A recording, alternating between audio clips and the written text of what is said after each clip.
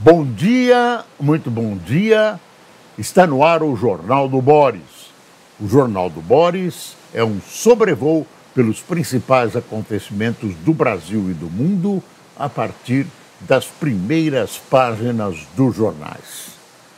É claro, as primeiras páginas dos jornais hoje exploram o assunto do julgamento da sessão de ontem do STF, sessão que tornou Bolsonaro e mais 7 companheiros de jornada do ex-presidente réus nessa ação gravíssima que vai julgar agora a responsabilidade daqueles que supostamente participaram, engendraram um golpe de Estado no Brasil. Até agora, né, o processo limitava-se a decidir se ele se concretizaria, se ele iria em frente, se havia motivos, indícios suficientes para que ele continuasse, para que ele se tornasse um processo criminal, uma espécie de admissibilidade. Isso foi ontem e o resultado foi acachapante contra o ex-presidente, tornando-o réu, porque foi por unanimidade 5 votos a 0. Eu vou mostrar as manchetes dos jornais, praticamente todas se referindo a esse fato, mas gostaria de lembrar algo que mexe com a consciência. Quem julgou foi a tal primeira turma. O tribunal se dividiu em turmas para facilitar a tarefa de julgar, para dividir, para tornar mais célere, mais rápida a tarefa de julgar. E aí, esse feito foi julgado pela primeira turma que tem 5 ministros. O tribunal inteiro tem 11. Agora, um caso que julga um presidente da República, que pode terminar com a prisão do presidente da República e de seus auxiliares, não podia ser julgado por cerca de metade do STF. Tinha que ser um julgamento de plenário, você não acha? Plenário inteiro, os 11 ministros. Não, pegaram 5 ministros, então estão faltando praticamente a metade do tribunal, 6 ministros, e apenas eles estão julgando. Eu acho que o fato requeria, pela gravidade, que todos os ministros que compõem esse tribunal, o STF, votassem, mostrassem as suas razões de voto, etc, etc. Acho que fica muito restrito a um grupo, né? Apenas uma turma, que é a primeira turma do tribunal, que acabou determinando que o presidente seria processado. Outra coisa, e aí o Bolsonaro reclama, é a celeridade, a rapidez do processo. Não é uma rapidez que a gente está acostumado a ver na justiça brasileira. O processo está a uma velocidade meteórica, rápido, né? Os entraves burocráticos são superados rapidamente, e o Bolsonaro estranha isso. E diz o seguinte: olha, eles não querem que o tempo permita que eu seja candidato.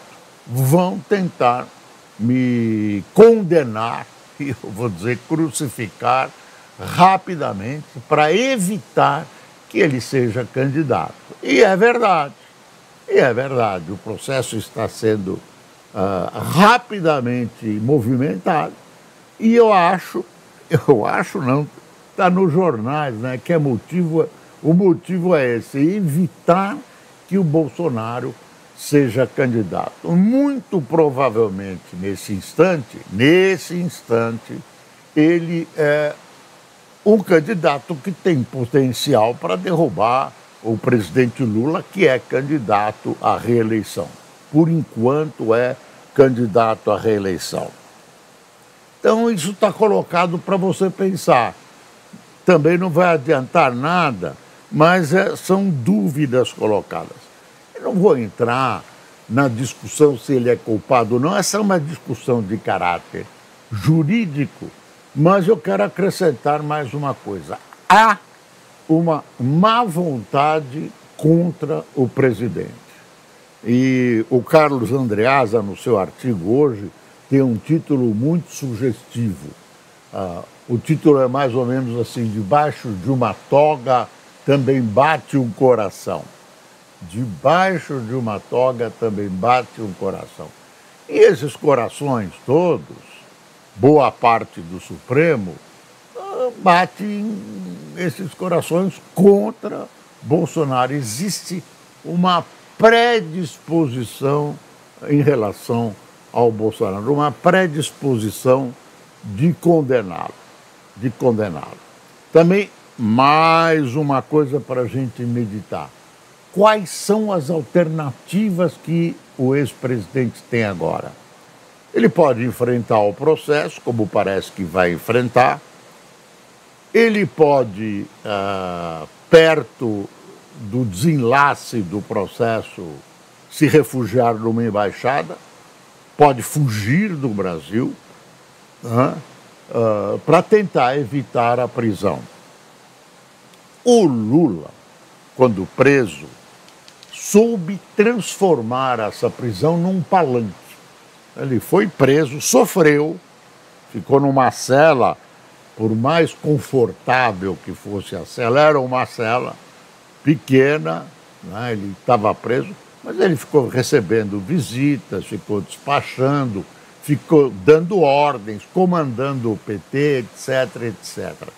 Ele se sentiu num palanque, aquilo era o palanque dele, onde ele ficou um ano, mobilizando o PT, mobilizando setores da sociedade, criou essa lenda, vamos fazer uma abertura democrática, a democracia não sei o quê, e conseguiu se eleger presidente da República mais uma vez, depois de tudo que aconteceu.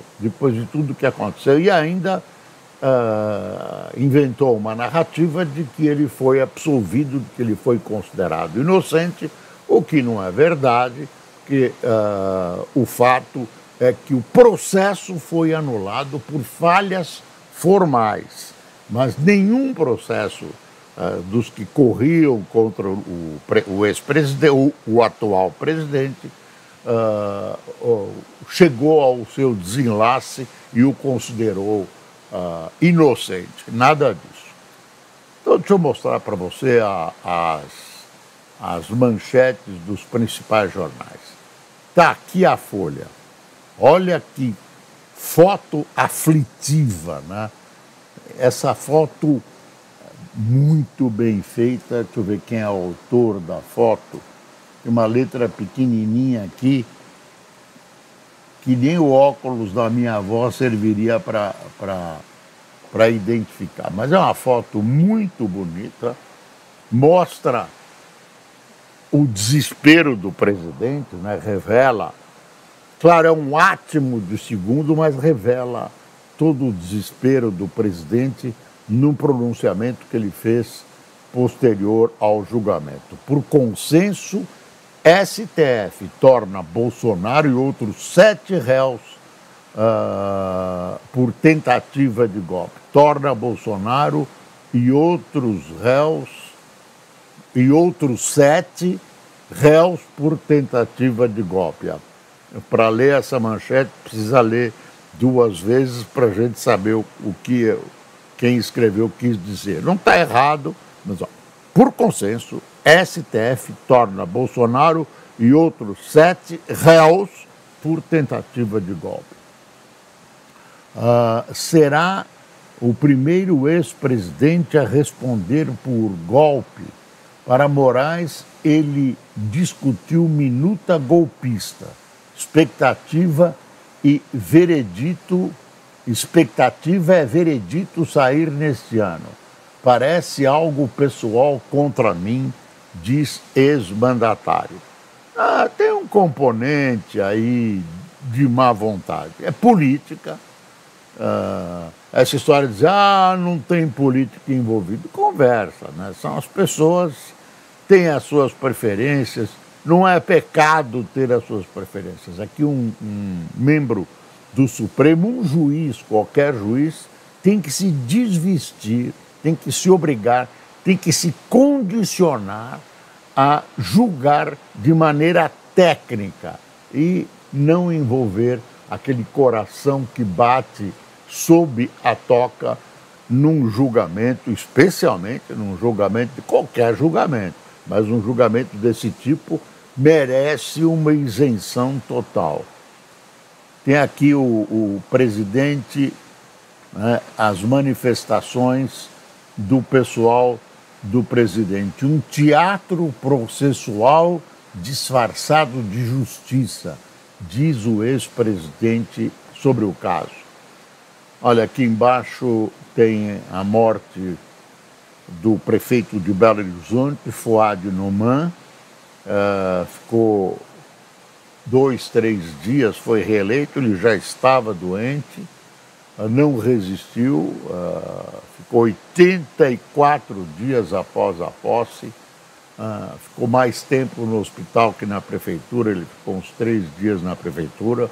Durante a campanha ele já sabia e disse que estava doente, mas insistiu em fazer um tratamento paralelo à sua campanha eleitoral, se reelegeu e nos deixa, né, com vários elogios, uma figura bastante apreciada e que deixa Belo Horizonte órfã de uma figura popular como ele, uma figura bem vista, tanto que foi reeleito. Em segundo turno, mas foi reeleito.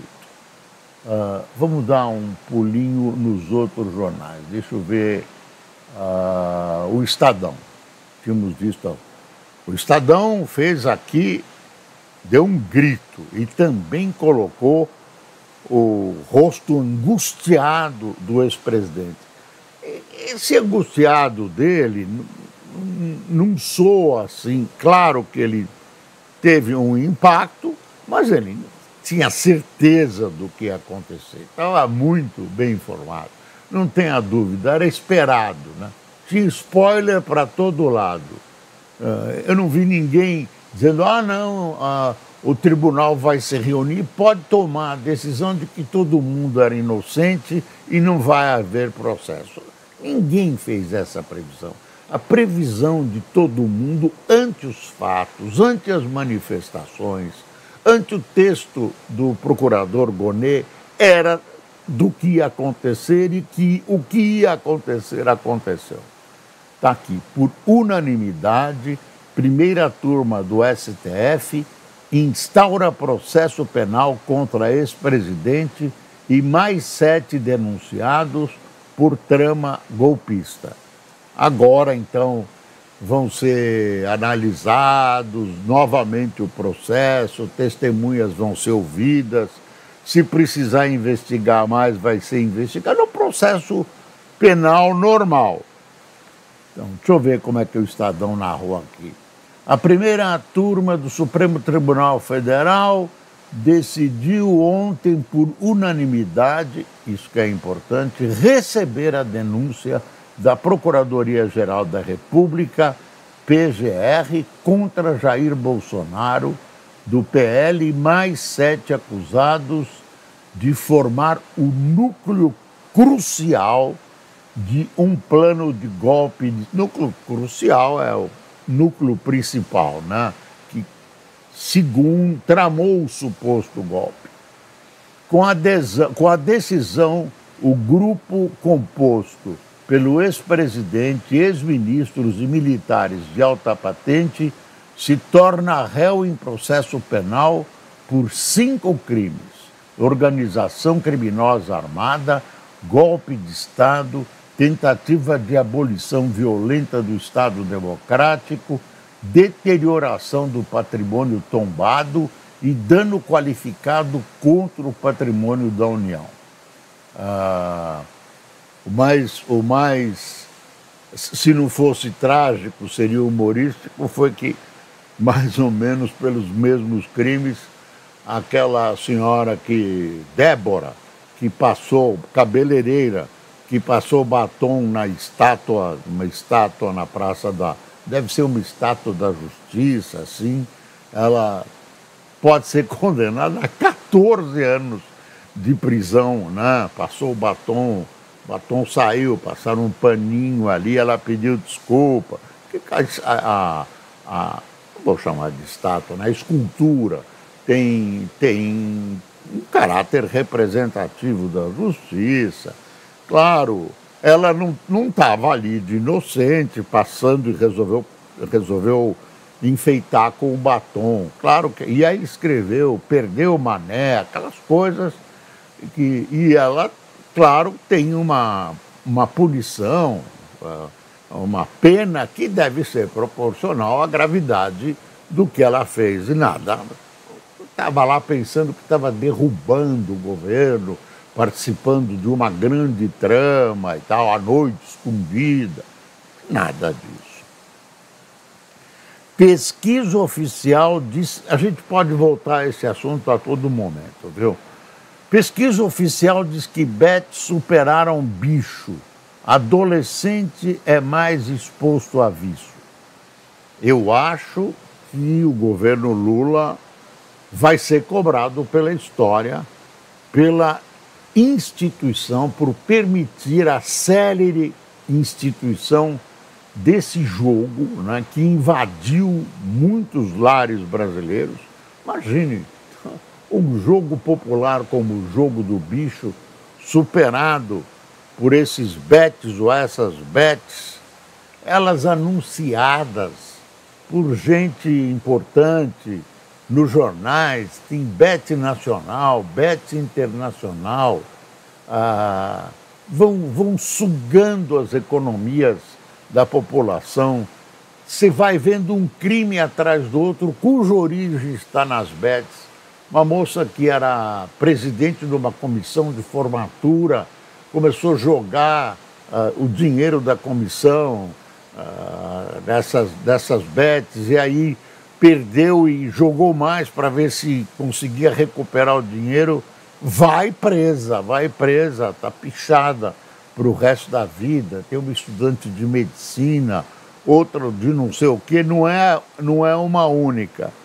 E, claro, os adolescentes que sonham em ter uma Ferrari, esses sonhos impossíveis que às vezes a propaganda, a publicidade pinta nas telas da televisão. Às vezes eu me vejo diante de uma vida criada pela beleza da publicidade, barcos maravilhosos, praias, mulheres lindíssimas que formam modelos para o corpo da mulher. A mulher gorda quer morrer, e a mulher tem mulher gorda, que tem gente que gosta de mulher gorda, homem gordo, qual é o problema? Não, mas vão formam um mundo inacessível fisicamente, inacessível nos gastos, restaurantes maravilhosos. Nem milionário sustenta uma vida dessa, mas é uma coisa pintada. Talvez os publicitários tinham que repensar alguma coisa que seja palatável, alcançável. Aí um adolescente acha que vai ganhar e tudo isso. Não vai ganhar nada. Essas bets, essas coisas são feitas para uma resultante a favor deles, Ninguém vai quebrar essa banca, claro. Corrupção no futebol, corrupção no futebol. Jogadores que forçam o cartão amarelo e a família joga. O caso do Paquetá, que está sendo julgado, pode ser eliminado do futebol. Ele corre esse risco. Jogador da seleção brasileira.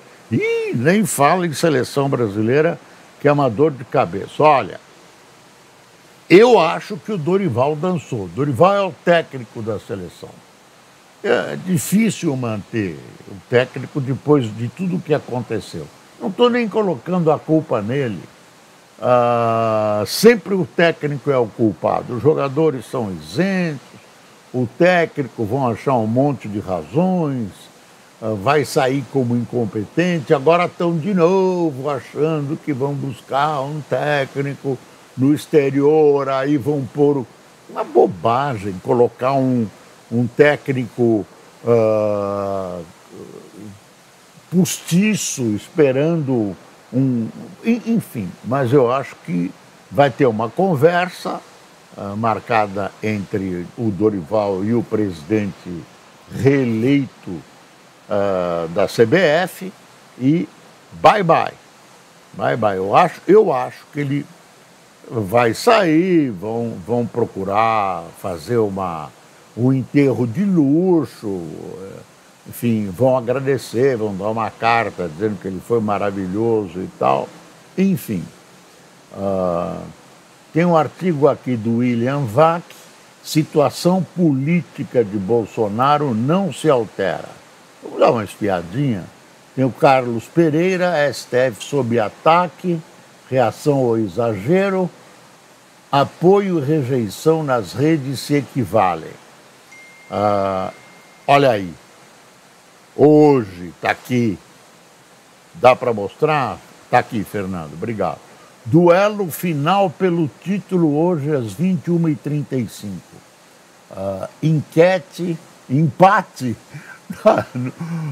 Empate no Neoquímica é suficiente para o Corinthians. De Depay impede tetra do Palmeiras, impedir tetra do Palmeiras de Estevão.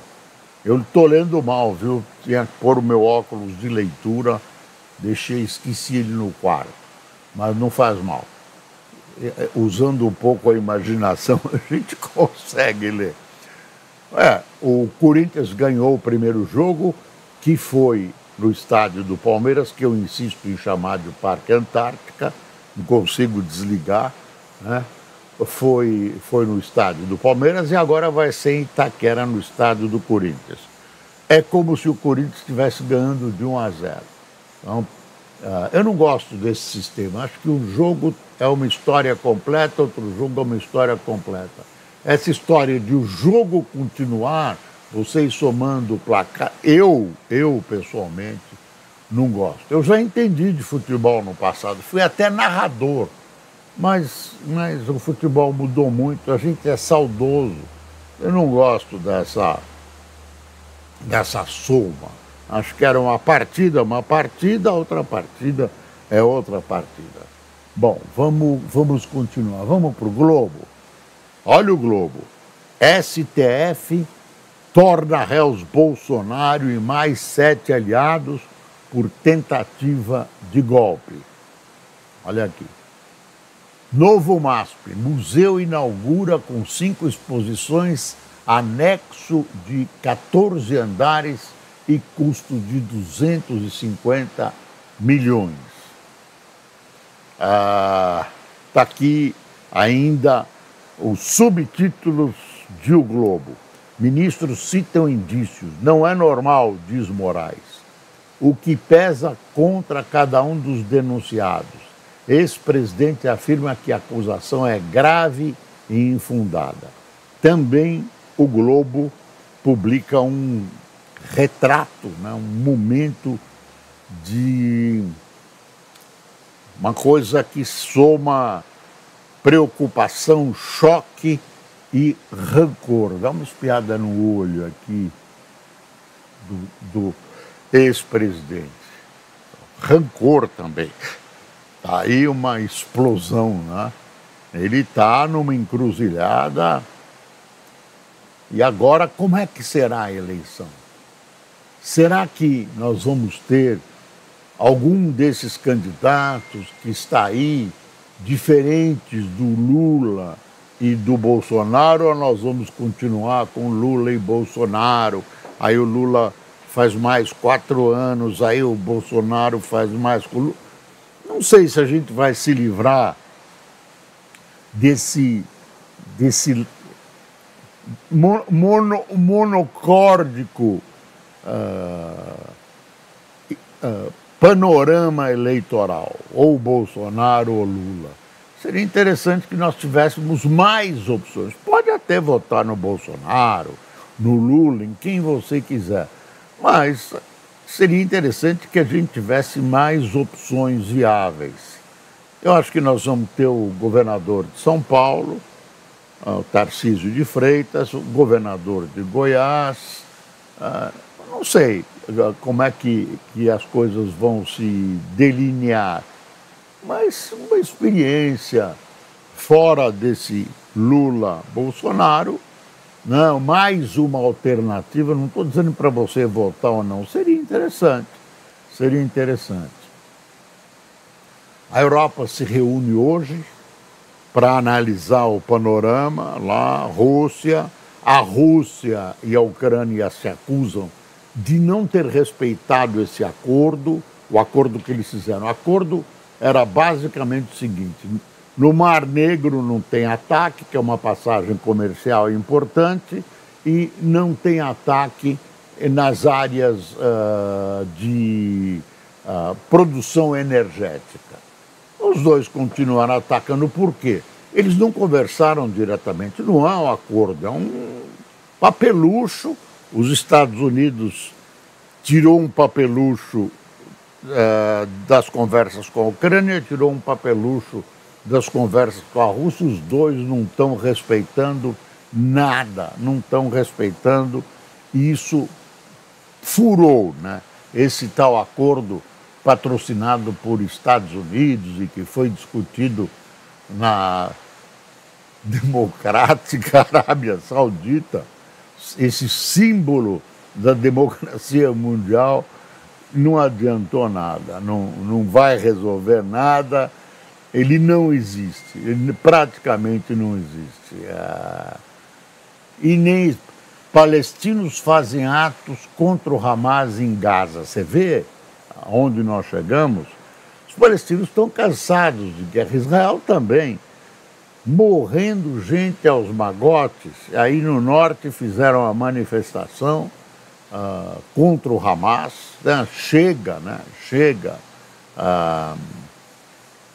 Enfim, quer ver aqui mais o que a gente tem no globo? Olha a charge aqui, dá para ver, Fernando? Aqui, ó, a charge. Lula, vendo? Deixa eu ver se eu consigo ampliar isso, ó. Estou ampliando aqui, ó. A capitulação diante do autoritarismo de Trump, Guga Chakra. E ele vai impor a partir de abril 25%.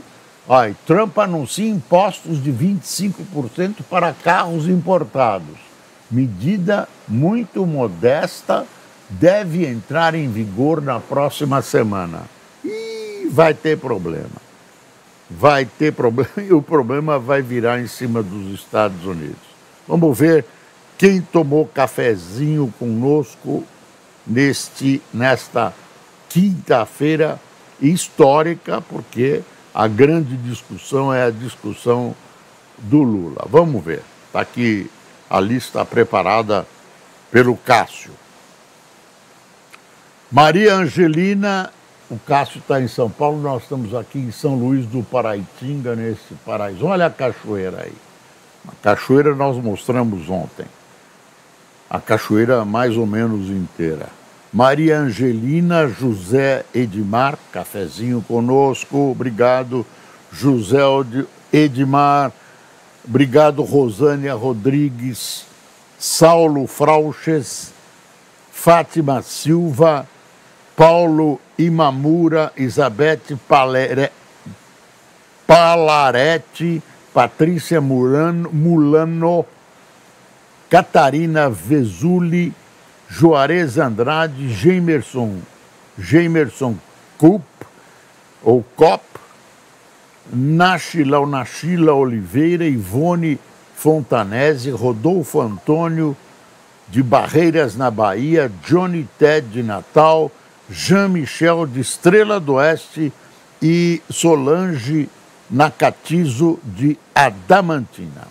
Pessoal, muito obrigado. Amanhã, sexta-feira, é o último dia da nossa transmissão daqui. Amanhã, na semana que vem, devemos voltar a São Paulo. Que pena, viu? Aqui, olha, essa cidade é maravilhosa. Eu não vou fazer muita propaganda se bem que se de repente vem muita gente para cá, para São Luís do Paraitinga, no Vale do Paraíba, em São Paulo. Muito obrigado por sua atenção, sem se esquecer que é preciso passar o Brasil a limpo.